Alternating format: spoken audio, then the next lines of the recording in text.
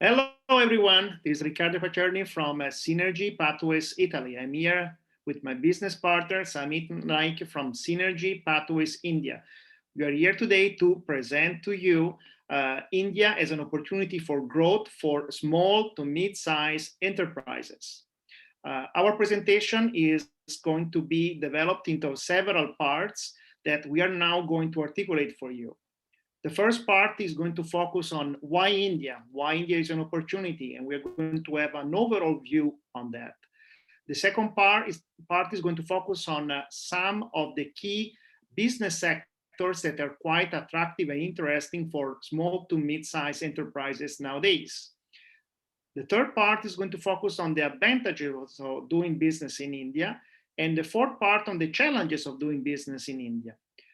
Finally, we're going to focus on a key factor that is the Italian and Indian cultural synergy.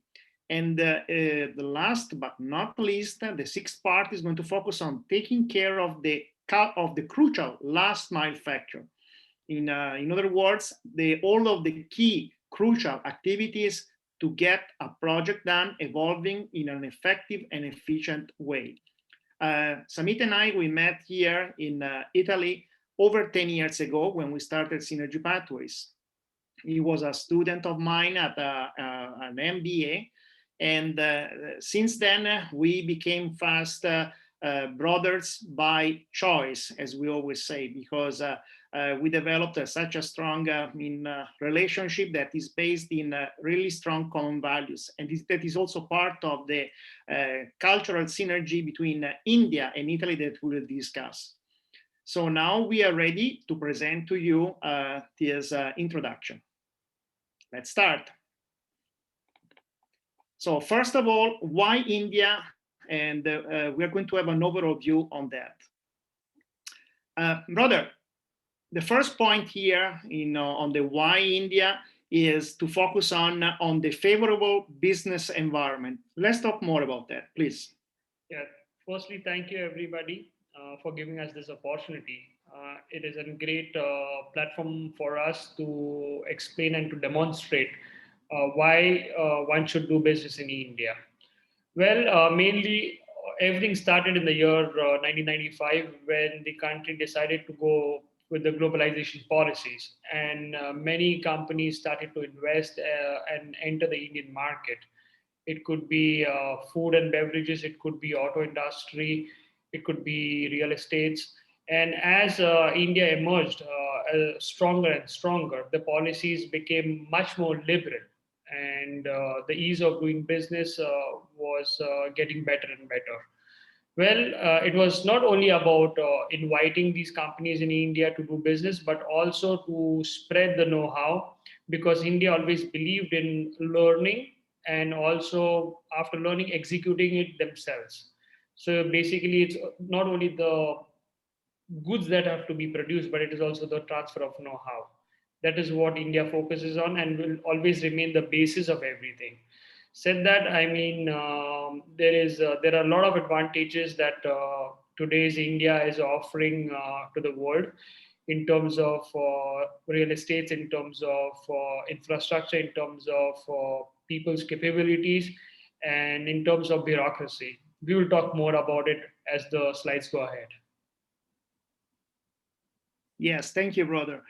First of all, we want to point out that the Organization for Economic Cooperation and Development has shown that has projected a 12.6% growth for 2021-2022 related to India. Another key factor in regarding the opportunities that lie in India for foreigners is the fact that there is for sure an increasing foreign direct investment in the country, brother. Let's talk more about that. Yes, absolutely. In the last 10 years, the FDI policies are getting much and much more easier. Is we basically call it as an automatic route. So the policies that the government has drafted, to give you an example, if you talk about IT, information technology, the foreign direct investment can be 100%. So you do not need a local partner to start your business in India. But of course, you need somebody who resides here as a director to be a part of it. Secondly, if you see during the recent times, government has also increased the FDI to 74% in the defense sector, which is one of the most sensitive sector, which was always protected. Said that, it does not mean that because they grew the FDI, it's not protected. I mean, there are a few restrictions, a few challenges that you need to face. But at the same time, at least the market is open. So that is what has been happening in the last 5 to 10 years. There are perks that the government offers.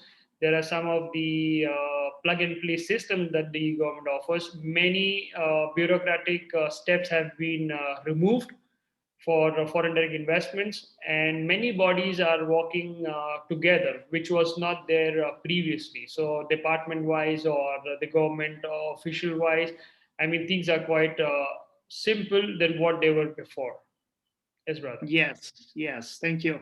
And that's why, as the United Nations points out, while capital inflows declined in major economies, they have been rising 30% in India. Another key factor to focus on is the ease of doing business as a crucial factor to attract foreign investment, brother. Tell Yes. us more about that. Yeah, is the ease of doing business. Every country has its own challenges. I would say it could be an European country, it could be an Asian country, or American country, Latin American country.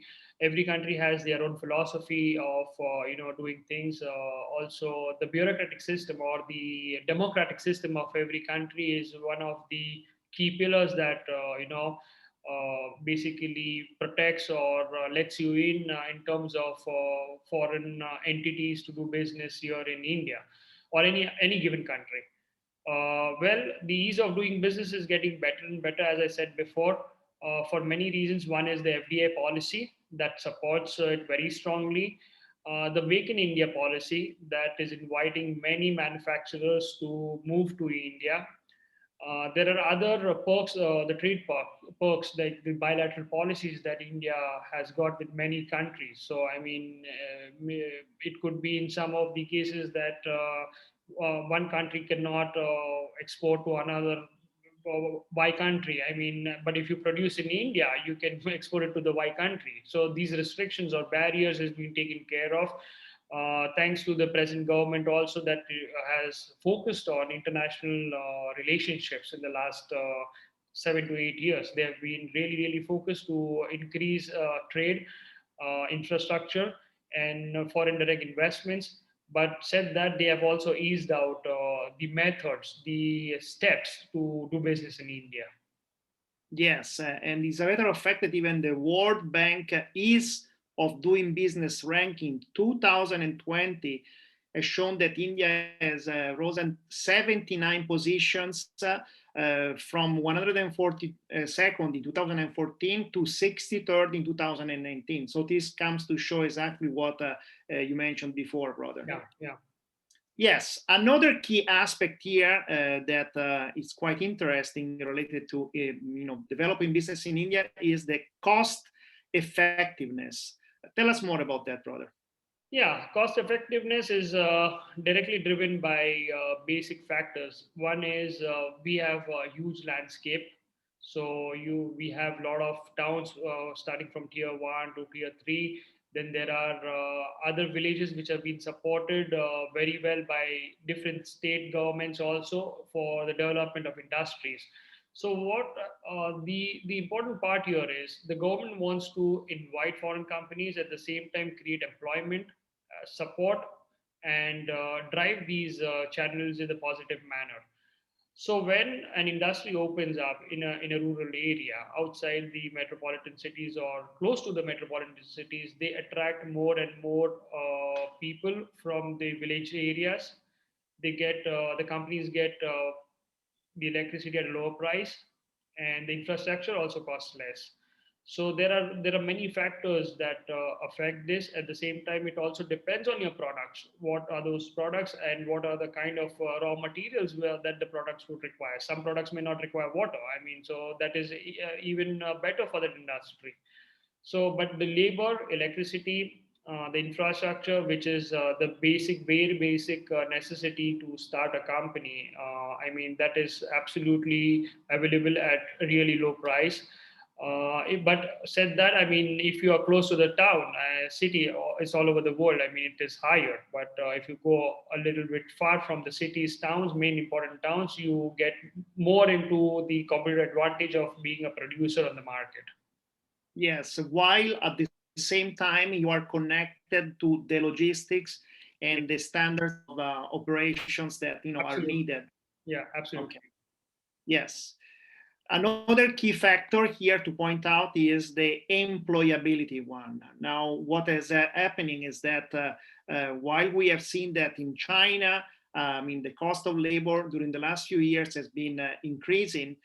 We can see with our data comparing the cost of labor in China and in India, it shows that for India the cost of labor is lower. Both for we can say contract workers for the minimum wage, but at the same time also we can also see here this comparison between Brazil and India related to several professions, also like skilled professions. Can you tell us more about that, brother? Yes, India is a growing economy. At the same time, the GDP is growing. There are, of course, I mean, the challenges of inflation. If you do not talk about the COVID period, but otherwise things are quite smooth, and the per capita income is quite getting stronger and stronger. That is one part. But still, as it gets stronger, on the other side, other countries are even getting expensive at the same time. So always the difference if you see also your the I mean of the salaries, if you consider, let's consider the accounts manager. An accounts manager is always required in any given business. So if you see the difference, it's almost like 40%. And the same thing is carried forward towards other business heads, or you can say laborers, or you can say skilled laborers. So this difference is always maintained. You can find a lot of flexibility, you can find a lot of variations if you talk about these ranges, because at times the labors can be expensive, but not reaching the cost in the other countries. That is what I can say. Yes, yes. Now, one important thing about the employability is that at the same time that we have a lower cost, there is one issue here for some kind of, for some skilled labor, where, it has been proven that, for example, Indian engineers, are as skilled as the Western ones, but at the same time, the way that they work together is different, and that has an impact on productivity. It has been shown that it might take 2 or 3 Indian engineers in IT, information technology, to be as productive as one Western engineer. But this has to do mostly, with the way the work is organized, brother. What do you think about Yes, this? the work is organized, and also the level of skill set that a company would decide to have for themselves. So it could be 1:1, but of course the cost is going to be higher. But at times, the multiple skill set plays a very important role over here. If one of the engineers know a portion of something and can help somebody else, and you get the project going, you finish the project, you complete the project, it turns out to be a teamwork. At the same time, sometimes it happens to be very efficient. That's why foreign companies like Accenture or Sintel, these companies just pick up engineers and put them on bench in numbers of 1,000, 2,000. It's not because the Indian engineers are weak at what they are doing, but also in terms of cost, to the availability of the know-how within that engineer. So I wouldn't say is the human capability or the Indian capability to be 1:1 ratio all the time, but it is also the process of be learning all these things when they're back at the university, and Yes, and practicing and getting a good and most importantly, getting a good solid mentor. That's important. yes. And for that, for small to mid-sized organizations that are relating to higher skilled worker in India, for sure, what's important is to get to be organized, to have a concrete plan and organization to show to the workers. I mean, otherwise, we get into those kind of complexities that you just mentioned. Now, an important thing also is that in terms of demographics, India is a very young nation. The younger generations, are the majority of represent the majority of the population. And within the younger generation, there is also a new mindset towards being entrepreneurial. And it's a matter of fact that India has become the world third largest startup ecosystem. That is quite also interesting, for small to mid-sized companies that they want to develop business in India, right, brother? Yeah, absolutely, absolutely. Business, there's a huge market, and there is something for everybody over here. At the same time, the key people who think that they can do better or they can do something else different in life, they start to think like an entrepreneur, and they get going with their business plans. At the same time, the government is equally responsible for this, because the government is investing a lot of money, giving them a lot of perks to become entrepreneurs, to get the startups going. Yes. And so in this kind of entrepreneurship kind of mindset, companies that want to develop business there, from here, from Italy, they can utilize this system just to make sure that Yes. the channel they utilize this kind of energy and mindset. Yes. Excellent. Another key factor in India that has been shown during the last few years is that the increasing market demand. That's quite appealing. And that's of course because of the sheer number of the population. Now we are 1,366,000,000 more or less, is the population in India. And it has been shown, data shows that about 28% of the population belongs to the middle class. About 380 million people belong to the middle class, 190 million lower middle class, and 41 million to the upper middle class. All of this has an important impact in consumer behavior in India, brother, right?